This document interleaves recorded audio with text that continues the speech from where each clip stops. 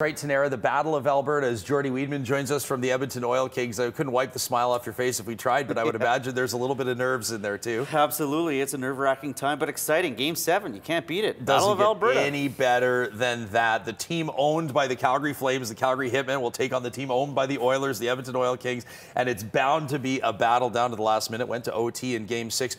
Now, first of all, let's start with the injury update. I know a lot of fans were devastated to see the captain go down, Griffin Reinhart, foot surgery, Jordi, so he's out for sure. Correct, yeah. So he's walking around in a cast, which really puts the pressure on our defensemen that are left. And we've had guys like Marty Gurnett who've really stepped up, and you'll see Keegan Lowe and David Musil play a lot of ice time tonight. So they've handled it very well. And our young guys who also are called to action, and you look at Ashton Sautner, who didn't start this series, didn't start the playoffs, and now he's playing big minutes. So he's done a great job. So we'll see. We bent a little bit in Game 6, but we haven't broken, that's for sure. And when we do win, we win big. So. Yeah, absolutely. And some real statement games in this playoff run as well. We know that this team can score. The Calgary Flames certainly saw enough in Laurent Brossoit to draft him.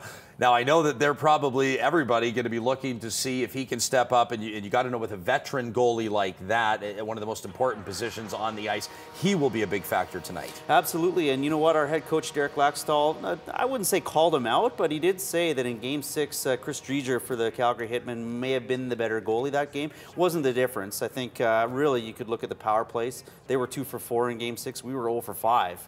So that was a big factor in Game 6. But, LB, as Brossoit is known, has been one of our best players all series long, and I expect him to have a big, big game tonight. How big is scoring first going to be, do you think, at Rexall Place tonight? It's going to be huge, but not the be-all and end-all. You look at the series, and I think the Hitmen have scored the first goal once out of the 6 games, and we've done it 5 times. So you really can't play that as the major stat. But obviously, if you can get 1 or 2 quick ones, then you might take that will out of the other teams. So last year was such an exciting time, I know, for the Oil Kings, marching their way to a WHL crown and then to the Memorial Cup to compete. I know they want to get back there to have a different result at the Memorial Cup. How would you compare the 2 playoff runs last year and this year? I know that there's a year more experience for a lot of the players.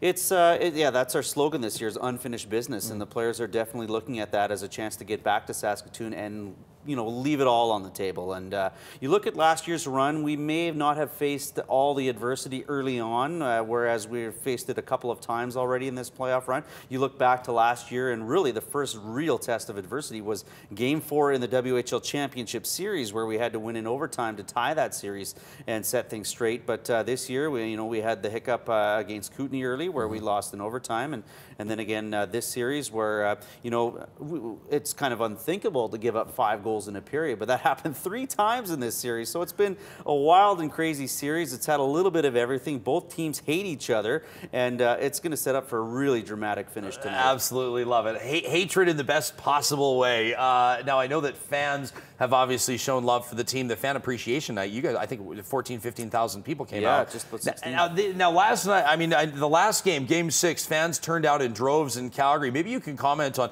what you're hoping for tonight. I know that obviously it makes a big difference to the players to be able to hear that noise, hear those stands rattling. Yeah, absolutely. The crowd at the Saddledome was pretty good, but not as good as Game 5 here at Rexall Place, where we had 11,088 fans. It was unbelievable, and this really is a showcase for the league. 2 markets in the NHL-sized cities, and both teams are playing well. We had actually that 11,088 was the largest crowd in the entire Western Hockey League playoffs. Portland has put up a couple of big crowds in the 10s, but no one has cracked 11 yet besides the Oil Kings. So tonight we're hoping to match that. It's a school night, so it could be a little bit tough, and we only went on sale yesterday at 10 a.m., but I checked this morning before we got here, and we were approaching 8,000, so on pace for 10,000 fans would be phenomenal for a Game 7. Maybe let's push that to 11 or 12. Why not? You know what, Game 7. You can stay up late on a school night on a Game 7, exactly. I think. Jordi, we want to thank you and the Oil Kings for making some tickets available to us. We're going to take these 4, and we're going to cut them in half, so we've got 2 pairs of 2 to give away. All you have to do to qualify to win, swing on by our Breakfast Television Facebook page and like the photo of the Edmonton Oil Kings. Best of luck tonight. Yeah, thank you. We hope to see the Oil Kings taking on Portland to defend that WHL championship.